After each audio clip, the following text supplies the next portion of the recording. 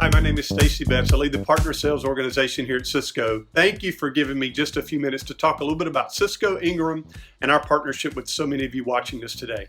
And I want to start off with a word. And this word is something that I would tell you, to me, defines not just this message, nor this week, this month, but I think it defines this year.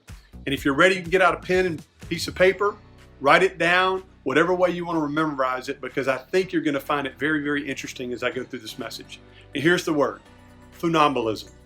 That's right, you probably used it yesterday in a sentence or two. Funambulism. And funambulism actually is a word that dates back to ancient Greece and Rome, and that's where the name comes from. Funis means rope, and ambulare means to walk. If you put all of that together, funambulism is tightrope walking. It's the skill of walking along a thin wire or a rope. And in both ancient Greece and ancient Rome, tightrope walkers, they were revered because of their great degree of difficulty and the risk they would take, potentially falling to their death. And one of the most famous of all the funambulists of the late 1700s was a lady by the name of Madame Saki. She was known for her tightrope walking ability being performed indoors and outdoors, and specifically at unusual destinations. When she performed outdoors, she would often use fireworks in the background to enhance the event for her fans. And her show was about getting really from point A to point B without falling, while performing at unique destinations. No real stunts involved. And she would tightrope walk well into her 70s. But it wasn't until the 1800s that funambulists began to add new acts and stunts to get more creative to deliver great experiences for their audiences. You see, in the 1800s, a number of funambulists wanted to walk across Niagara Falls. But the very first to do so was a gentleman by the name of the Great Blondin, who was the most famous wire walker of that time. He crossed Niagara Falls in 1859, and he actually paused in the middle, sat down to drink a beverage, pulled up by a rope. Now, I doubt it was a beverage like this. This is one of my favorite Coke Zero. But he would pull it up from a boat below and drink his beverage and then finish continuing across the rope. He would return to the falls over and over, each time doing crazier and crazier stunts. One time riding a bicycle across, another one he would cook an omelet in the middle. He would go across blindfolded on stilts, and at one point he even carried his manager across on his back. Now, I can tell you that if any of my team wanted to carry me across a tightrope on their back, not going to happen. But like Madame Saki, the Great Blondin, he focused on the destination, but he also added new stunts. And while this was a great business model to expand the tightrope and the stunts, he somewhat limited himself because he was just doing things on the tightrope. And that opened the door for his competition, who saw great opportunity. Enter a man by the name of the Great Farini. And in the summer of 1860, the Great Farini would cross Niagara Falls as well, and he did it with a washing machine strapped to his back. And in the middle, he would lower a bucket to retrieve water, in which he washed several handkerchiefs, which he would then give to his waiting admirers. And he, like the Great Blondin, would go on to perform numerous other high-risk stunts on the tightrope, often challenging the Great Blondin, though the Great Blondin would never publicly recognize Farini's challenges.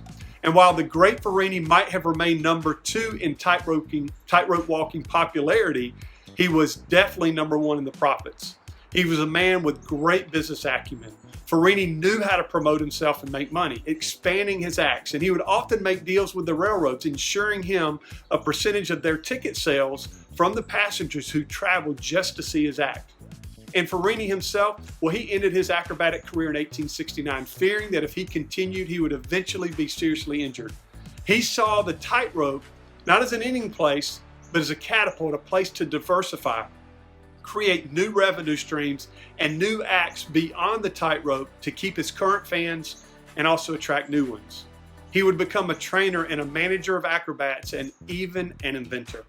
And one of those inventions he patented, and it was a launching apparatus in 1876 that he surrounded with a shell that looked a lot like a cannon, and he would launch acrobats through the air to his designated landing area.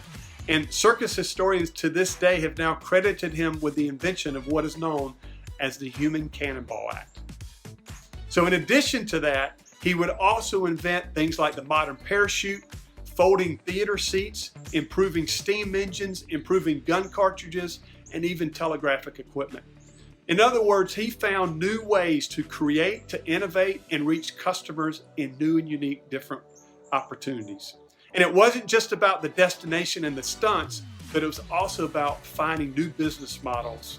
And so I know that you're probably sitting here saying, well, Stacy, where is this going? Great story about some tightrope walkers, but what does this have to do with me being a Cisco and Ingram partner? Well, I'm glad you asked. Think about this for a moment.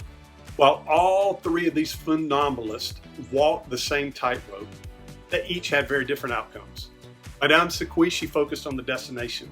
Bondine, it was the destination like Niagara Falls and the stunts. And Farini, as you just heard, it was the destination, the stunts, but also about creating and finding new business opportunities. But each of these tightrope walkers, to me, represent how each of us have a choice to respond to today's challenges. And I would categorize these as the many, the some, and the few. See, many of you will look at today's challenges and view it as survival mode. You just want to get across. You don't want to fall off the rope. And that was Madame Sequi. That's how she walked. Some, you'll see opportunities to expand new capabilities, enhance what you're already doing. Maybe it's managed services, security, remote work. Just continue to offer different things to your customers. And then there are a few in here that are watching today and thinking about, I've got new ways to innovate, new ways to connect to my customers. Maybe it's things like automation and programmability, DevOps, artificial intelligence, maybe taking a more application-centric approach to your business and focusing on that customer experience, the life cycle, and really being driven by an outcome-based model. No matter which category you are, the many, the some, or the few, what I want to make sure you understand today is that Cisco and Ingram are here to help. And I believe fundamentally that you as a partner, you're walking on a 10-stranded rope, one that is becoming harder and harder to balance. Those areas are things like acquiring new customers, retaining and expanding your customer base, driving revenue growth, efficiency and productivity, reducing costs, but also maintaining quality in your business. How do you continue to innovate? And what about keeping customers loyal, balancing my cash flow, hiring, developing, and retaining talent, and then also continue to increase your competitive differentiation? This isn't easy. And so as you look at these priorities, I also want to call out three things that Cisco and Ingram are doing together to help you. Again, whether you're the many, the some, or the few. So let me just share briefly what those are. Partner Go. This is a portal that's enabled by Ingram for our partners to give you the ability to scale so that you can meet the demand of the market and deliver quickly. All the Ingram partners have access to it. You can get information on shipments and inventory of product. You also can get standard and special pricing, and it's there that our AEMs at Cisco can get automatic booking notification, which is huge for us. Second thing is Voyage. This is an Ingram created single platform. It gives you the ability to provide our partners one location where they will be able to easily consume valuable information, support offerings.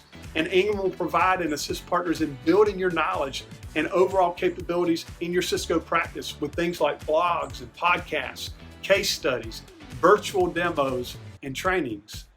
And then third and finally, what Ingram and Cisco can do together to help you build out your customer experience capabilities with dedicated resources at Ingram to support your enablement and transformation to the lifecycle practice. Ingram is here to help. So let me close with this.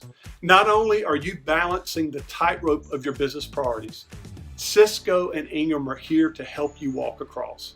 And we realize that it's as if someone is shaking the tightrope. It's one thing to just walk across it, but it's now as if someone or something is shaking it. And of course, we know it to be four things today: COVID-19, social injustice, economic challenges, and natural disasters. And I want to say it again. No matter the issues, no matter the challenges, know that Cisco and Ingram are here together with numerous offers and capabilities to help you walk across this road with great success and be the best funambulist you can be. Thank you so much for your time.